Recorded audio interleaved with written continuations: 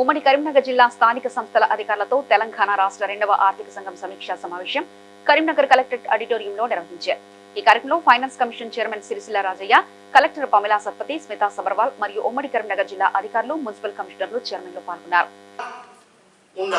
ఇప్పుడు నేను చెప్పినటువంటి 15-20 అంశాలలో మేము గ్రామాలలో జరుగుతున్నప్పుడు సెక్రటరీలందరికీ పేరు పేరున అడిషనల్ కలెక్టర్స్ ప్రత్యేకంగా పేరు పేరున అందరికీ నా యొక్క నమస్కారాలు, అభినందనలు తెలియజేస్తా ఉన్నాను.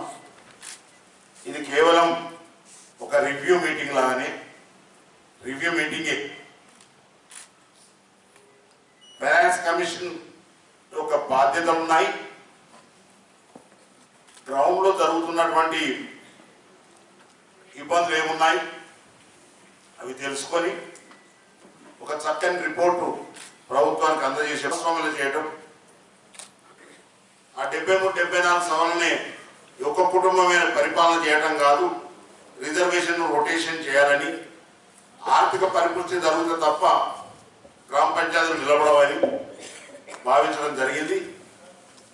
మీకు ఒకటే విజ్ఞప్తి చేస్తా ఉన్నాను, ఆర్థికంగా బలోపేతం కావాలంటే 2 మార్గాలు, స్వయం ప్రతిపత్తి కలిగిన సంస్థలు కావాలంటే 2 మార్గాలు.